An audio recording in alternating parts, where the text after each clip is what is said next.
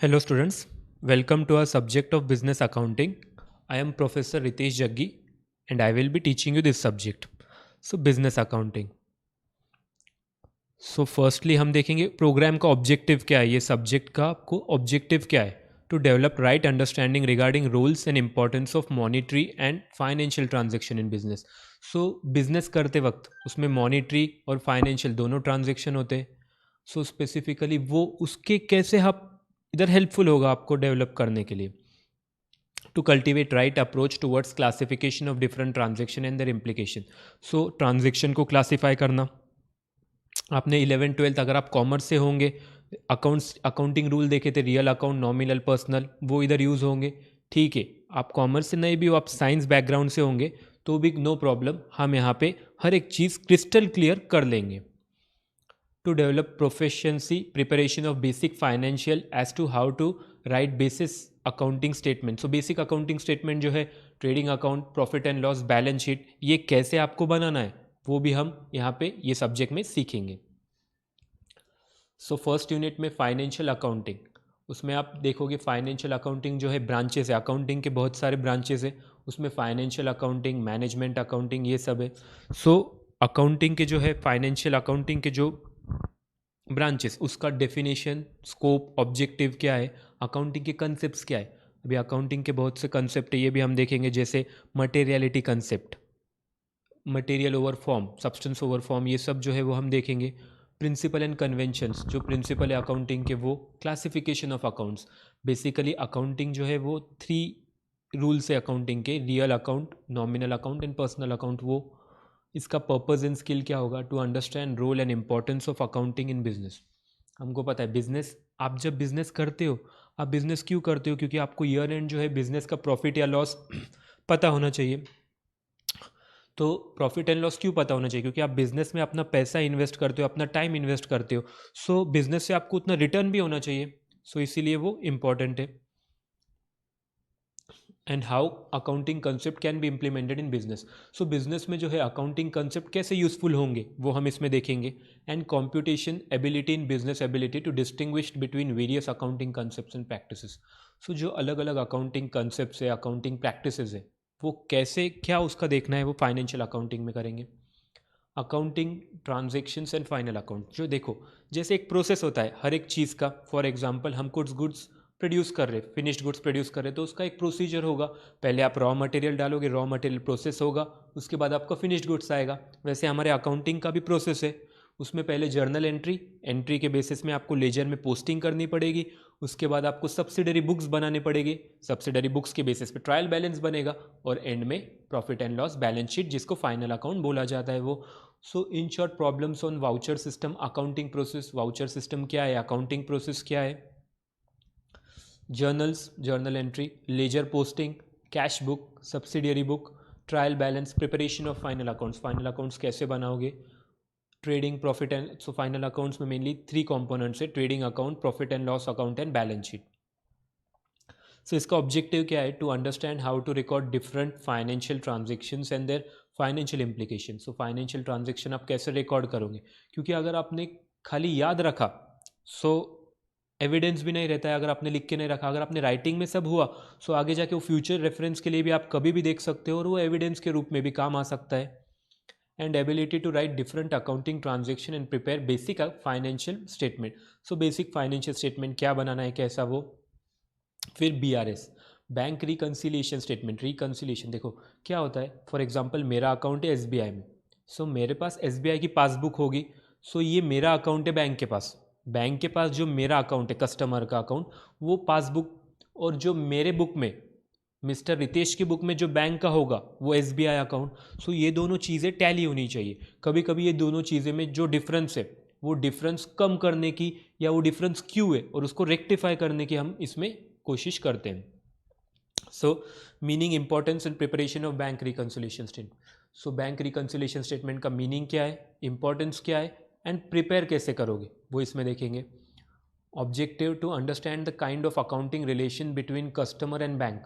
सो customer और bank के बीच में जो रिलेशन है वो क्या, कैसे.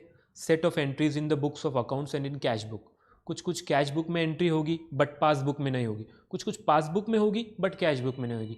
वो क्यों है वो फाइंड करना है। कभी कभी चेक आप एक डेट में दिया तो आप नेक्स्ट वीक करते हो, कुछ आपको प्रॉब्लम है, कुछ आपको इमरजेंसी है तो आपको पॉसिबल नहीं हुआ चेक डिपॉजिट करने में, सो वो आप बाद में करते हो। इसीलिए bank statement to understand their implication and effect. So उसका इफेक्ट क्या है, इम्प्लीकेशन क्या होगा, वो बीआरएस में हम देखेंगे। लास्ट है कंप्यूटराइज्ड अकाउंटिंग। अब हमको पता है कंप्यूटर जो है आईटी हर एक फील्ड में आ गया है। आपका एजुकेशन फील्ड बोलो, आपका हेल्थ सेक्टर बोलो, हर सेक्टर में कंप्यूटर का जो है हमको यूज़ होता है। सो कंप्यूटराइज्ड अकाउंटिंग में क्या है, अकाउंटिंग करते वक्त कंप्यूटर का यूज़ कैसे होगा, टैली, ईआरपी। सो स्पेसिफिकली उन सॉफ्टवेयर का यूज़ कैसे हम इफेक्टिवली कर सकते हैं वो हम यहाँ पे देखेंगे। So role of computer in financial application accounting software and packages, ये आएगा।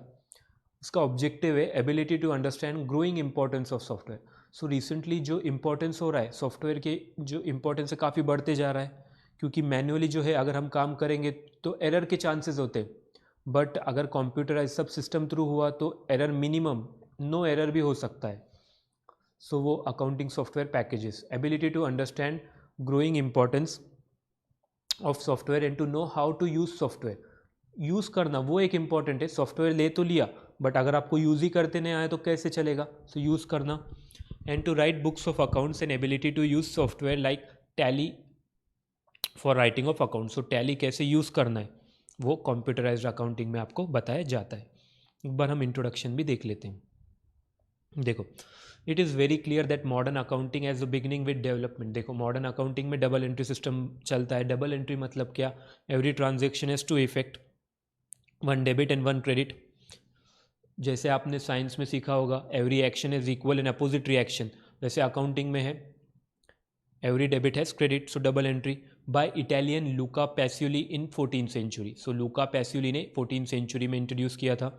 इन double entry accounting system all entries are recorded as both credits and debit. जैसे मैंने आपको बोला हर एक ट्रांजेक्शन के दो इफेक्ट दिए जाते हैं, इसीलिए तो उसको नाम दिया है डबल एंट्री सिस्टम, एक डेबिट एक credit.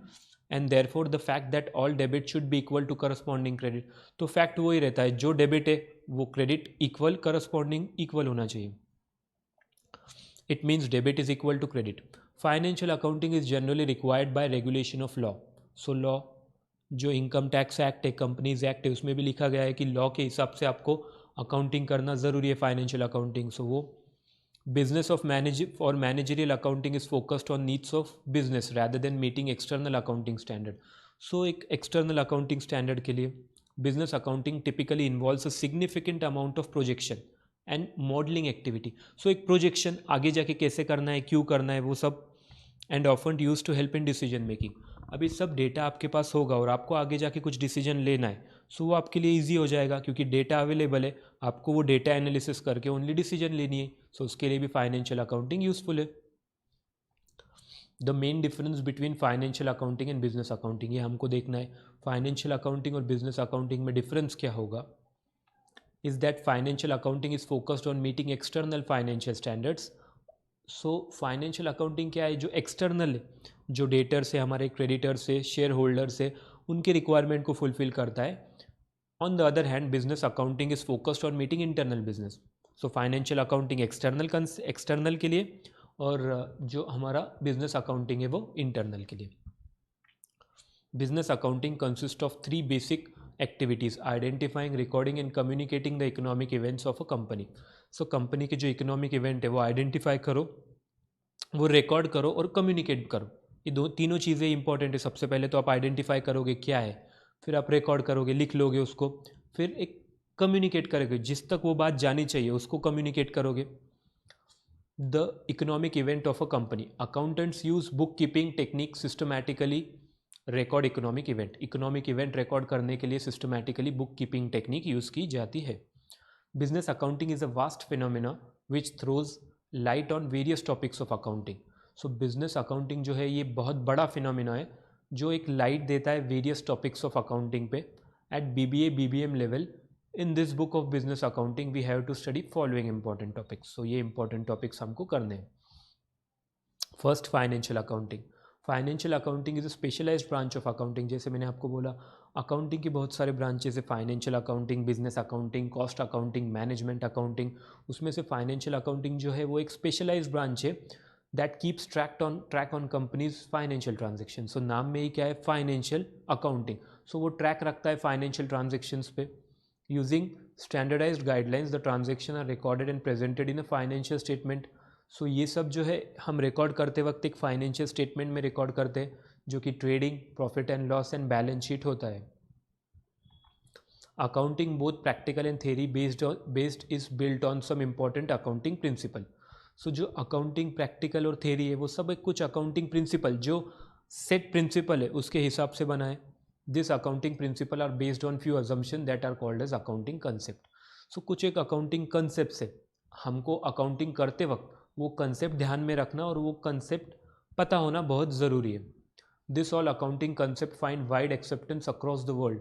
So not only in India, it is accepted all over the world by accounting professionals and auditors. So professional भी, auditors भी, सबके लिए ये important है।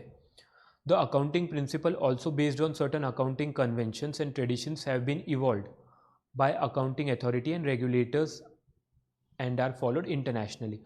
इंडिया में जो अकाउंटिंग रेगुलेटरी बॉडी है वो है ICAI, institute of chartered accountants of India, वो रेगुलेट करते हैं। नेक्स्ट जो हमको करना है accounting transaction and final account. So accounting transaction से जैसे मैंने आपको बोला पूरी वो प्रोसेस है पूरा। पहले जर्नल एंट्री, जर्नल में एंट्री पास करोगे, फिर लेजर में वही एंट्री के बेसिस में पोस्टिंग होगी, फिर सब्सिडरी बुक आएगा, फिर ट्रायल बैलेंस एंड एंड में बैलेंस शीट। सो ये सब प्रोसेस कैसे चलेगा वो हम इसमें देखेंगे। ये काफ़ी इंपॉर्टेंट है, यूनिट 2 आपके लिए इंपॉर्टेंट होगा। An accounting transaction is a business event having monetary impact on financial statement of a business. So एक मॉनिटरी इम्पैक्ट क्या होगा फाइनेंशियल स्टेटमेंट पे? It is recorded in accounting records of the business.